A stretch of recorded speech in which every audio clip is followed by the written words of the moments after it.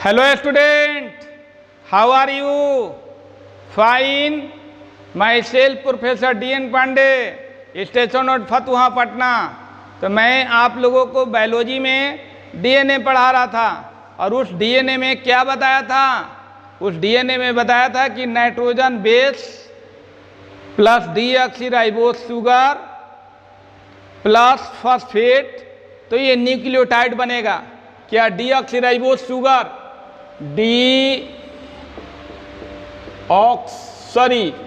Nitrogen base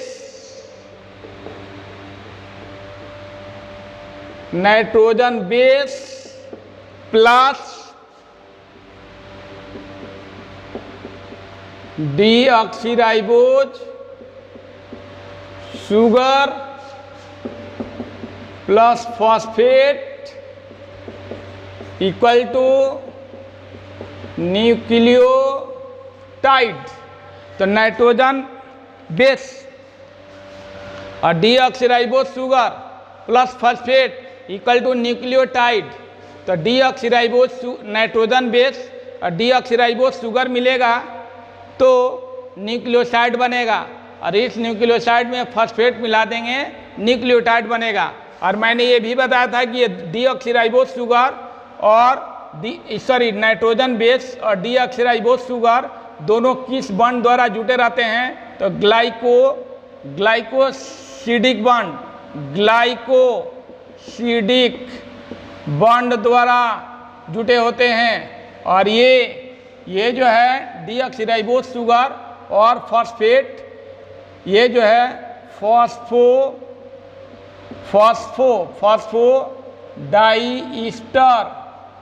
फॉस्फोडाइईस्टर bond द्वारा जुड़े रहते हैं। क्लियर? फॉस्फोडाइईस्टर बॉन्ड द्वारा जुड़े रहते हैं। फॉस्फोडाइईस्टर बॉन्ड द्वारा जुड़े रहते हैं। डाइईस्टर बॉन्ड द्वारा जुड़े रहते हैं। तो ये ख्याल रखेंगे always you remember nitrogen base plus deoxyribose sugar दोनों के बीच कौन सा बॉन्ड होती है? तो ग्लाइकोसिडिक बॉन्ड।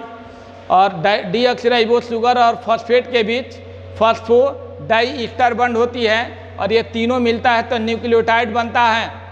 और इसमें दो मिलेगा, nitrogen base plus deoxyribose sugar मिलेगा तो क्या बनाएगा? ये न्यूक्लियोसाइड बनाएगा, और न्यूक्लियोसाइड में फॉस्फेट मिल जाएगा तो न्यूक्लियोटाइड बना देगा। जैसे मैंने बताया था कि नाइट्रोजन, यहाँ देखिए नाइट्रोजन, ये शुगर, यहाँ सिंपली से ये जो है ये नाइट्रोजन बेस का अर्थ होगा, ये नाइट्रोजन बेस माने बेस यहाँ लिख देते हैं सिंपल सा, इतना नहीं, बेस प्लस शुगर ये बनाएगा न्यूक्लियोसाइड। ये क्या बनाएगा? न्यूक्लियोसाइड।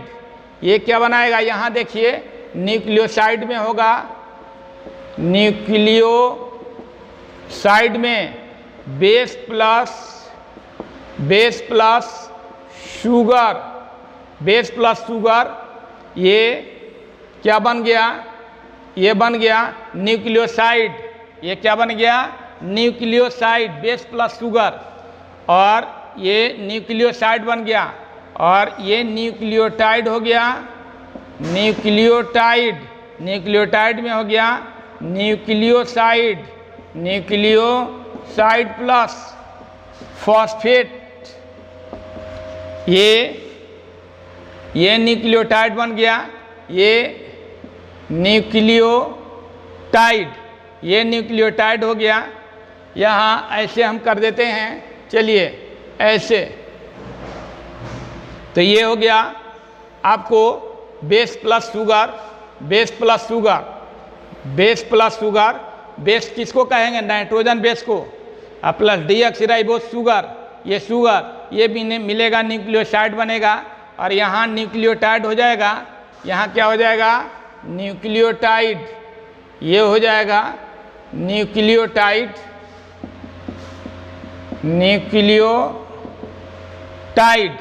ये मिलेगा तो ये बनेगा न्यूक्लियोटाइड, ये बनेगा न्यूक्लियोटाइड, ये क्या बनेगा न्यूक्लियोटाइड।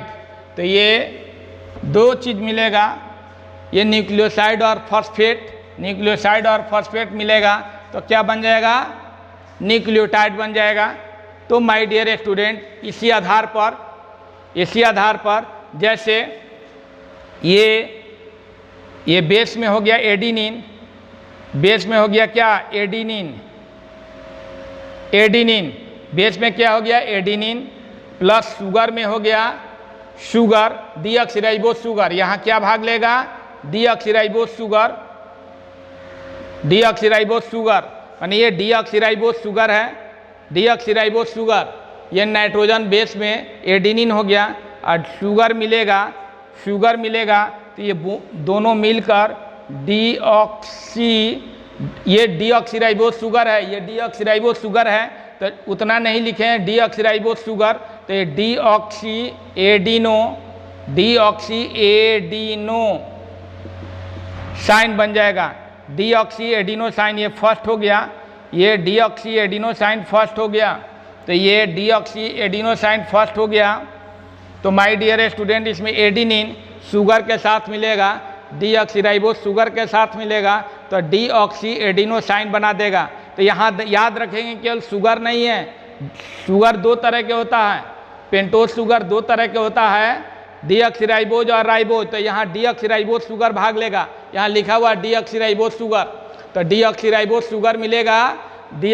शुगर मिलेगा तो नाइट्रोजन बेस के साथ डीऑक्सीराइबोज शुगर मिलेगा तो क्या बनेगा न्यूक्लियोसाइड, तो न्यूक्लियोसाइड में क्या हो गया डीऑक्सी एडिनोसाइन हो गया, और इसमें जो है न्यूक्लियोटाइड में हो गया है ना, न्यूक्लियोटाइड में हो गया कि आपको ये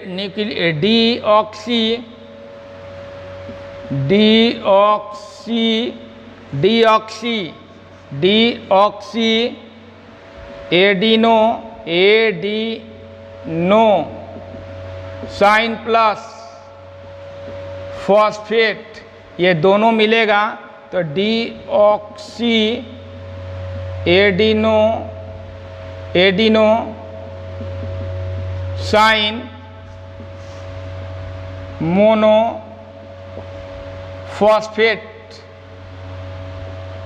monophosphate, deoxyadenosine monophosphate बन जाएगा। तो इसको बढ़िया से नहीं हुआ, यहाँ से लिख देंगे डीऑक्सी एडिनो साइन मोनोफॉस्फेट, तो ये बन गया माय डियर स्टूडेंट, ये बन गया, ये हो गया, देखिए ध्यान से, तो ये हो गया डीऑक्सी एडिनोसाइन प्लस फॉस्फेट, तो डीऑक्सी एडिनोसाइन मोनोफॉस्फेट हो गया। तो एडिनिन पहला बेस मिला, एडिनिन डीऑक्सीराइबोस शुगर के साथ मिला तो डीऑक्सी एडिनोसाइन, ये बना दिया न्यूक्लियोसाइड और ये बन गया न्यूक्लियोटाइड, ये बन गया डीऑक्सी एडिनोसाइन मोनोफॉस्फेट, जो बना वो क्या हो गया न्यूक्लियोटाइड। तो ये न्यूक्लियोटाइड के सामने है, तो ये डीऑक्सी एडिनोसाइन, ये न्यूक्लियोसाइड हुआ, फॉस्फेट हुआ, तो डीऑक्सी एडिनोसाइन मोनोफॉस्फेट बन गया, और ये एडिनिन शुगर मिला तो डीऑक्सी एडिनोसाइन बना, ये बना क्या, ये न्यूक्लियोसाइड बना और ये बन गया न्यूक्लियोटाइड। तो इसको फटाफट नोट करेंगे, तब तक आगे की ओर हम क्लास को बढ़ाते हैं, जल्दी से नोट करेंगे माय डियर स्टूडेंट, फटाफट इसे नोट करेंगे, फटाफट इसे नोट करेंगे, नोट कर रहे हैं। चलिए आगे की ओर बढ़ते हैं। अब यहाँ इसी में देखिए, ये अब यहाँ दूसरा मिलाते हैं,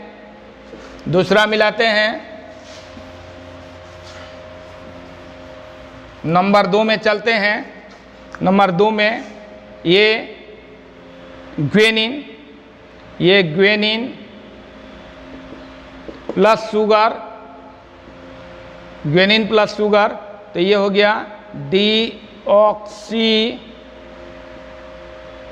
ग्वेनोसाइन, ग्वेनोसाइन बना, डीऑक्सी ग्वेनोसाइन, ठीक है। और यहाँ ग्वेनिन, ये डीऑक्सी ग्वेनोसाइन प्लस फॉस्फेट मिला, तो ये बन गया डीऑक्सी ग्वेनोसाइन मोनो फॉस्फेट। तो ये देखिए,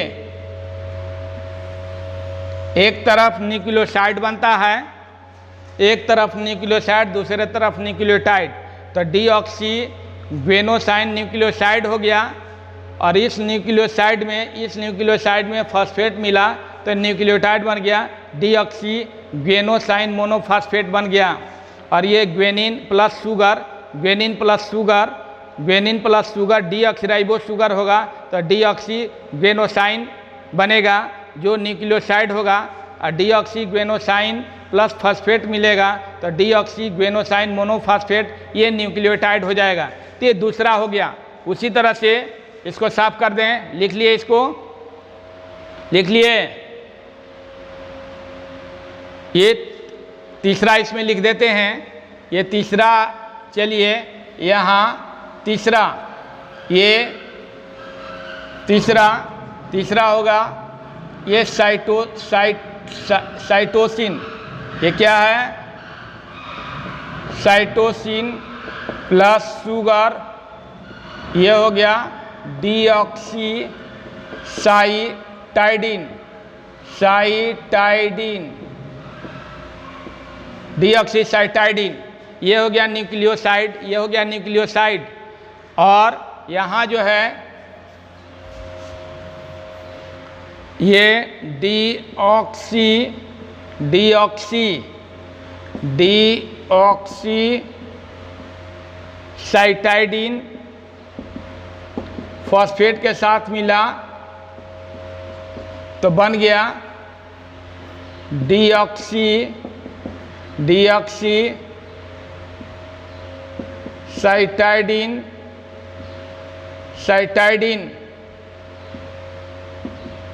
साइटाइडिन मोनोफॉस्फेट,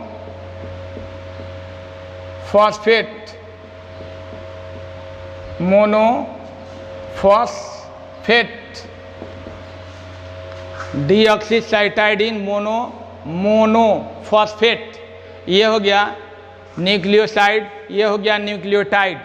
तो यहाँ दोनों मिलता है तो डीऑक्सीसाइटाइडिन बनता है जो न्यूक्लियोसाइड है, ये न्यूक्लियोसाइड हो गया प्लस फॉस्फेट, तो ये न्यूक्लियोटाइड बन गया डीऑक्सीसाइटाइडिन मोनोफॉस्फेट। उसी तरह से ये थर्ड हो गया, ये फोर्थ हो गया। चलिए फोर्थ में यहाँ थाइमिन क्या मिलाते हैं, thymine plus sugar equal to deoxy थाइमाइडाइन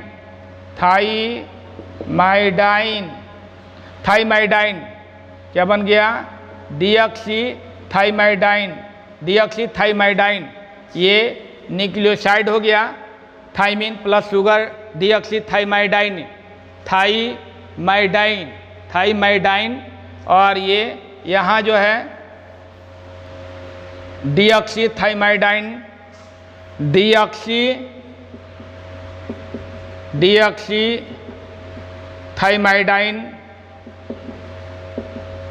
plus phosphate, ये बन गया डीऑक्सी थाइमाइडाइन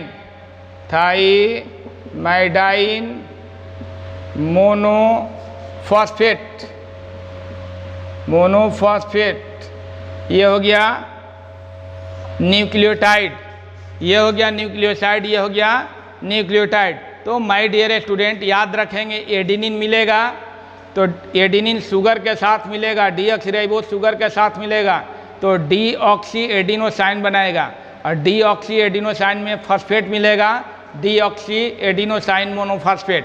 उसी तरह से ग्वेनिन मिलेगा तो ग्वेनिन शुगर के साथ मिलेगा तो क्या बनाएगा, डीऑक्सी ग्वेनोसाइन और डीऑक्सी ग्वेनोसाइन फॉस्फेट के साथ मिलेगा तो डीऑक्सी ग्वेनोसाइन मोनोफॉस्फेट बना देगा। और उसी तरह से साइटोसिन मिला शुगर के साथ तो डीऑक्सीसाइटाइडिन बनाया और डीऑक्सीसाइटाइडिन फॉस्फेट के साथ मिला तो डीऑक्सीसाइटाइडिन मोनोफॉस्फेट हो गया। और थाइमिन मिला शुगर के साथ तो डीऑक्सीथाइमाइडाइन बना और डीऑक्सीथाइमाइडाइन फॉस्फेट के साथ मिला तो डीऑक्सीथाइमाइडाइन मोनोफॉस्फेट बना दिया। तो इस तरह से ये न्यूक्लियोटाइड और न्यूक्लियोटाइड की रचना होती है। अब हम एक साथ न्यूक्लियोटाइड बनाएंगे, उसमें नाइट्रोजन बेस डालेंगे, डीऑक्सीराइबोस शुगर डालेंगे, फॉस्फेट डालेंगे और न्यूक्लियोटाइड की रचना कर देंगे। तो न्यूक्लियोटाइड की रचना समझना बहुत जो है ज़रूरी है। न्यूक्लियोटाइड की संरचना कैसे होती है इसको समझना क्या है बहुत ज़रूरी होती है। तो माय डियर स्टूडेंट आप ध्यान देने की ज़रूरत है आपको, आप ध्यान देंगे, ठीक है, क्लियर। चलिए आगे की ओर मैं बढ़ता हूँ, ये देख लिए आप। चलिए ये न्यूक्लियोटाइड कैसे बनता है ये देखेंगे।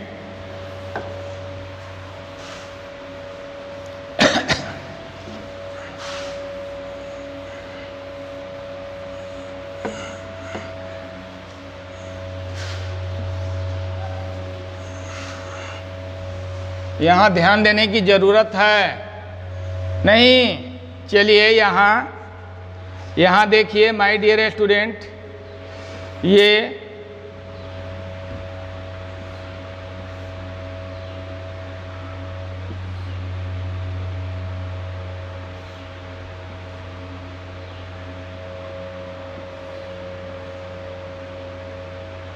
यहाँ ऑक्सीजन हो गया, डीऑक्सीराइबोस शुगर हो गया, यहाँ कार्बन हो गया, यहाँ कार्बन हो गया, यहाँ कार्बन हो गया, यहाँ कार्बन हो गया और यहाँ चला गया CH2, यहाँ H हो गया, O हो गया, H हो गया, O हो गया और यहाँ CH2 हो गया, यहाँ CH हो गया, यहाँ हम बना देते हैं OH, तो यहाँ H, यहाँ H,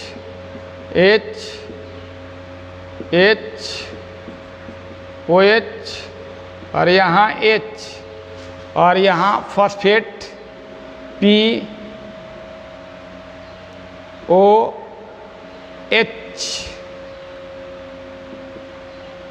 POH, ये फॉस्फेट हो गया, ये प्लस हो गया बीच में, ठीक है। और यहाँ डबल बॉन्ड के साथ O हो गया, HO हो गया, OH हो गया, ये फॉस्फेट हो गया, प्लस ये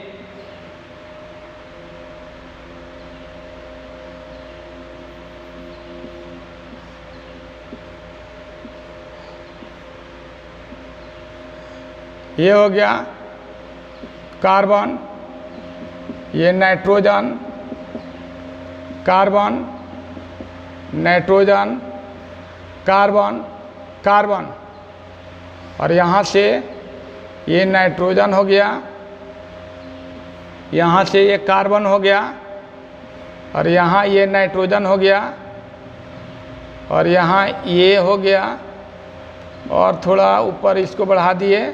चलिए ये नाइट्रोजन हो जाएगा, H हो जाएगा, यहाँ OH इसको कर दिए और यहाँ H कर दिए इसका। तो माय डियर स्टूडेंट यहाँ ध्यान देने की ज़रूरत है। ये 1 2 3 4 5 6, ये 6 हो गया, ये 7 हो गया, 8 हो गया, ये 9 कार्बन हो गया और यहाँ H लग गया, यहाँ H लग गया, और यहाँ H लगा हुआ है, ये है, और यहाँ H लग गया इसका H, ठीक है। और यहाँ डबल बंड हो गया, यहाँ डबल बंड हो गया, यहाँ डबल बंड हो गया, और यहाँ डबल बंड हो गया, और ये तो सिंगल बंड है, ये है। अब देखिए ये माय डियर स्टूडेंट फॉस्फेट हुआ, H3PO3, A3PO4, A3PO4 phosphoric acid, ये डीऑक्सीराइबोज शुगर हो गया। इसका पहला कार्बन ये है, दूसरा कार्बन ये है, तीसरा कार्बन ये है, चौथा कार्बन ये है, पांचवा कार्बन ये है। तो 1 2 3 4 5 हो गया। और ये नाइट्रोजन बेस है, ये कौन सा है, पैरिमिडीन बेस है, ये पैरिमिडीन बेस है। और इसमें ये कौन सा है, ये पैरिमिडीन संरचना है, ये पैरिमिडीन हुआ, ये पैरिमिडीन का संरचना ये हुआ। और चूंकि ये प्यूरिन बेस है, ये क्या है, प्यूरिन बेस है, तो पैरिमिडीन हुआ। और ये इमिडाजोल बॉन्ड होता है, ये क्या होता है, इमिडाजोल बॉन्ड या इमिडाजोल संरचना, इमिडाजोल संरचना, ये इमिडाजोल संरचना है। और ये जो है पैरिमिडीन संरचना है, दोनों मिलता है तो प्यूरिन बेस का निर्माण होता है। अब देखिए प्यूरिन बेस का है ना, 1 2 3 4 5 6 7 है, 5 हो गया, 6 हो गया, 7 हो गया, 8 हो गया, 9 पोजीशन डीऑक्सीराइबोज शुगर के पहला कार्बन के साथ जुड़ा है। और फॉस्फेट जो है डीऑक्सीराइबोज शुगर के 5वां कार्बन के साथ जुड़ा है। अब यहाँ से H और OH निकाल दिया जाए, H और OH निकाल दिया जाए, H और OH निकाल दिया जाए, यहाँ से भी H और OH निकाल दिया जाए, तो ये न्यूक्लियोटाइड बन जाएगा। तो देख लिए H और OH यहाँ से निकलेगा, ध्यान है ना, और यहाँ से भी H और OH निकलेगा, और बस न्यूक्लियोटाइड बन गया। H और OH निकाल दिए, H2O, तो ये हो गया आपको, यहाँ से H और OH निकाल दिए, H और OH निकाल दिए, O से इसको जोड़ दीजिए 5वां कार्बन के साथ, और ये बन गया न्यूक्लियोटाइड। ये क्या बन गया, न्यूक्लियोटाइड। और मैंने दिखा दिया एम्डा, इसको मैंने ऐसा संरचना रहेगा, 1 2 3 4 5 वाला, तो ऐसा संरचना रहेगा। तो ये जो है एम्डाजोल है ना, एम्डाजोल संरचना होगा। और ये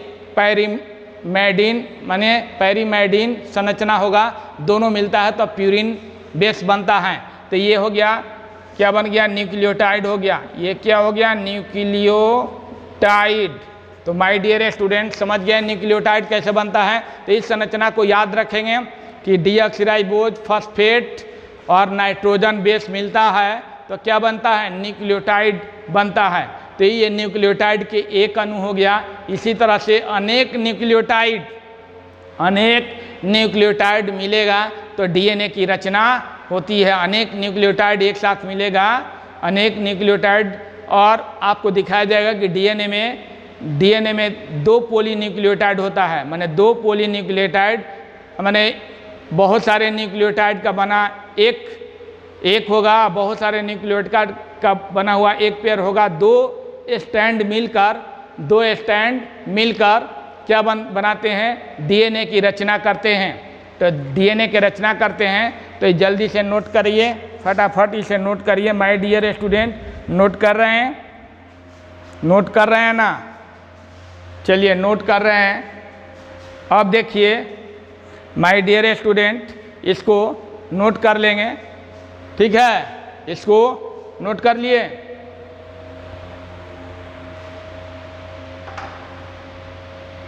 हो गया।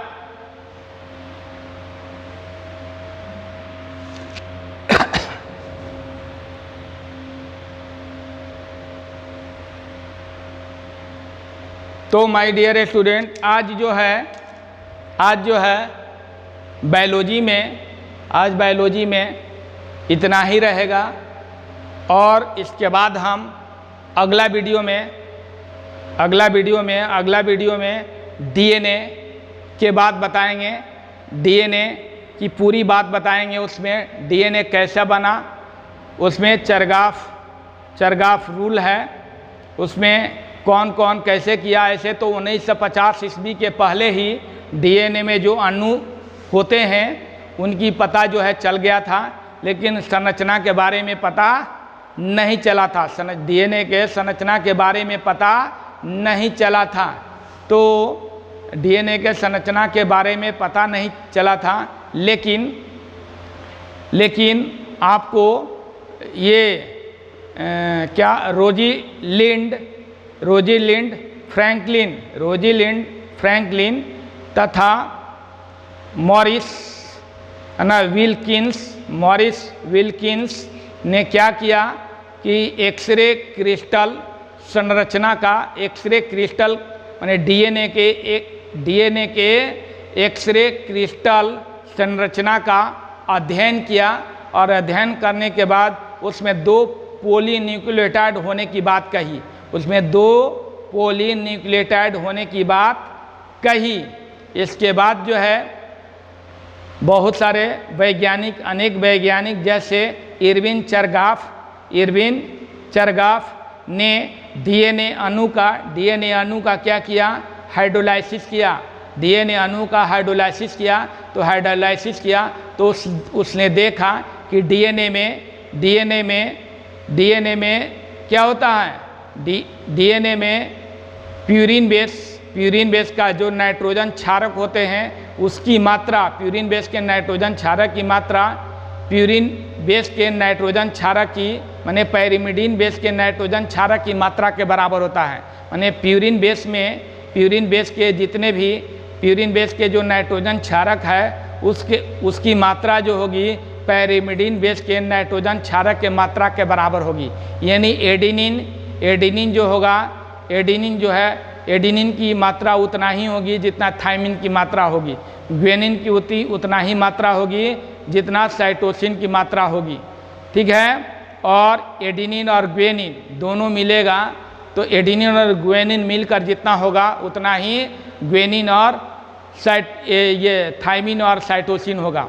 उसी तरह से उसमें बताया गया कि डीऑक्सीराइबोज जितना होगा उतना ही फॉस्फेट होगा। यानी डीऑक्सीराइबोज शुगर की मात्रा फॉस्फेट के मात्रा के क्या होगी, बराबर होगी। तो ये चरगाफ रूल में बताया गया, इसीलिए उसका नाम गया चरगाफ रूल। यानी एडिनिन और थायमिन की मात्रा बराबर होगी, ग्वेनिन और साइटोसिन की मात्रा बराबर होगी, तो चरगाफ नियम उसको कहा जाता है। क्या कहा जाता है? चरगाफ नियम। और चरगाफ नियम जो है 1950 ईस्वी में बना था। यानी चरगाफ नियम का आविष्कार जो है 1950 ईस्वी में हुआ था। और जो ये फ्रैंकलिन और विल्किंस जो है जब वाटसन और क्रिक जो डीएनए के संरचना को बनाए हैं, डीएनए के डबल हेलिक्स के संरचना को बनाए हैं, उनका साथ दिए। फ्रैंकलिन और विल्किंस जो है आगे का जो अध्ययन है ना, तो आगे के अध्ययन में वाटसन और क्रिक के साथ दिए, इसलिए वाटसन और क्रिक के साथ साथ फ्रैंकलिन और विल्किंस को भी 1962 में नोबेल पुरस्कार से सम्मानित किया गया। नोबेल पुरस्कार से क्या किया गया? सम्मानित किया गया। ठीक है, तो ये सारी बात कल हम बताएंगे, कैसे कैसे एडिनिन है ना थायमिन के बराबर होता है, ग्वेनिन साइटोसिन के बराबर होता है, फिर एडिनिन और थायमिन और ग्वेनिन, एडिनिन और थायमिन, ग्वेनिन और ग्वेनिन और साइटोसिन का रेशियो कैसे जो है ना, रेशियो जो होती है एक फिक्स क्वांटिटी होती है। ये सब कल मैं बताऊंगा, तो नेक्स्ट क्लास में बताऊंगा। तब तक ये सारे चीज़ आप लोग समझ जाएंगे, समझ कर आएंगे। तब जो है हम चरगाफ के रूल को बताएंगे, फिर फ्रैंकलिन की बात बताएंगे, फ्रैंकलिन और विल्किंस की बात बताएंगे, फिर वाटसन और क्रिक की बात बताएंगे। तो ये सारे चीज़ मैं कल बताऊंगा, नेक्स्ट क्लास में बताऊंगा। आज बायोलॉजी में इतना ही माय डियर स्टूडेंट। ये ज़रूर जो है इसके बाद वाला नेक्स्ट वीडियो ज़रूर देखिएगा, वो और इम्पोर्टेंट रहेगा। और आप याद रखेंगे न्यूक्लियोटाइड की संरचना कैसे बनती है, और ये भी याद रखेंगे कि ये जो है ये नाइट्रोजन बेस डीऑक्सीराइबोज के किस कार्बन के साथ जुड़ता है, तो प्रथम कार्बन के साथ। और कौन सा उसका पोजीशन आता है सवाल कि नाइट्रोजन बेस का कौन सा पोजीशन डीऑक्सीराइबोज कार्बन के साथ, डीऑक्सीराइबोज कार्बन के माने किस कार्बन के साथ जुड़ता है, तो 9 पोजीशन डीऑक्सीराइबोज कार्बन के प्रथम कार्बन के साथ जुड़ता है। तो नाइट्रोजन बेस में ये पायरिमिडीन बेस है, ये सॉरी प्यूरिन बेस है, तो प्यूरिन बेस का 9 पोजीशन डीऑक्सीराइबोज कार्बन के प्रथम डीऑक्सीराइबोज शुगर के प्रथम कार्बन के साथ जुड़ता है। और फॉस्फेट जो है डीऑक्सीराइबोज कार्बन के माने डीऑक्सीराइबोज शुगर के 5वें कार्बन के साथ जुड़ता है। तो ये आप हमेशा याद रखेंगे। और ये कौन सा बॉन्ड है, ग्लाइकोसाइडिक बॉन्ड है। ये नाइट्रोजन बेस है और ये क्या है, डीऑक्सीराइबोज शुगर है। इसके बीच जो बॉन्ड बनेगा उसका नाम क्या होगा, ग्लाइकोसाइडिक बॉन्ड होगा। और ये कौन सा बॉन्ड होगा, फॉस्फोडाइएस्टर बॉन्ड।